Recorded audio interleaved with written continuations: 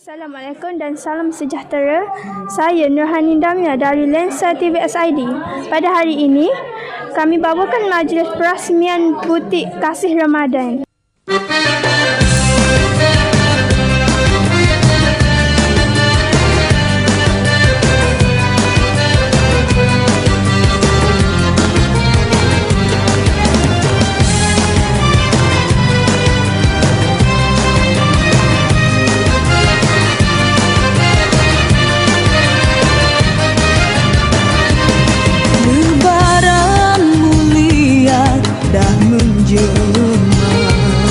Semua gembira tak terkata, sucikan hati kita, bersihkan. Assalamualaikum, bersama saya Ustazah Banzah. Assalamualaikum Ustazah. Assalamualaikum warahmatullahi. Bagaimanakah tercetus idea untuk menubuhkan butik ini? Okay, terima kasih. Sebenarnya sudah lama sekolah mengadakan program Jom Shopping Baju Raya, tetapi memandangkan terdapat berbagai kekangan, maka Ustazah bawa konsep shopping dalam kawasan sekolah.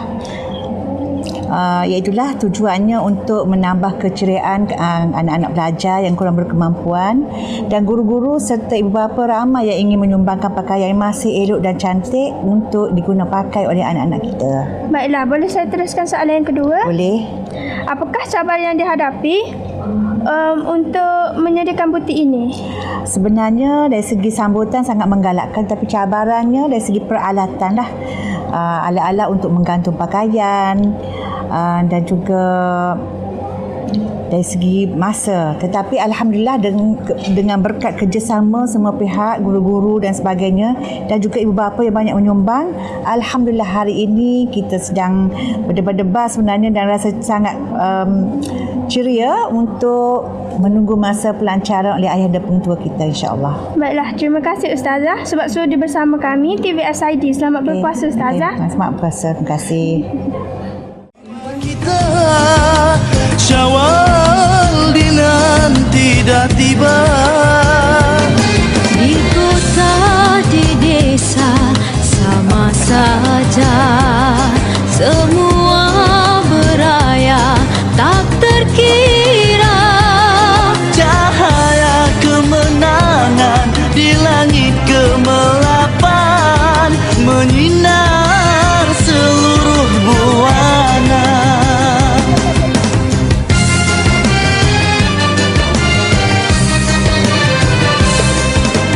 Manis-manis lebaran, Taudu kasih sesama manusia. manis-manis lebaran, Madu rindu seteguh bersama. manis-manis lebaran, Salam kasih mohon kemaafan. manis-manis lebaran. Assalamualaikum, bersama saya Ayahanda Tuan Haji Zulkifli Abdullah. Baiklah Ayahanda, apakah harapan Ayahanda terhadap pembukaan butik ini? Okay, terima kasih Adanda. Harapan Ayahanda tentang pembukaan butik ini, butik Kasih Ramadan. Ayahanda rasa teruja, rasa gembira. Sebab apa kita nak pelajar-pelajar yang terpilih ini bergembira di hari raya dengan pakaian-pakaian yang berkualiti, pakaian-pakaian yang disumbangkan oleh guru-guru, oleh ibu bapa, oleh alumni dan orang ramai. Jadi Alhamdulillah, terima kasih semua. Jadi harapan saya mudah-mudahan penerima ini dapat bergembira di hari raya dan program seumpama ini dapat diteruskan pada masa-masa akan datang kerana ia mendatangkan impak yang terbaik. Okey. Itu harapan saya. Terima kasih Ayahanda kerana sudi bersama kami TVSID. Okey. Selamat berpuasa Ayahanda. Okey, sama-sama. Terima kasih kembali. SID menerajui. Terbaik semua. Semua beraya, tak terkira. Cahaya kemenangan. Assalamualaikum, bersama saya pelajar SID. Assalamualaikum adik. Waalaikumsalam. Boleh perkenalkan diri kepada penonton sebelum kita mulakan sesi temu bual? Nama saya Wan Akhir Ridwan dari kelas 1 UM. Baiklah, apakah perasaan adik dengan adanya butik Kasih Ramadan ini?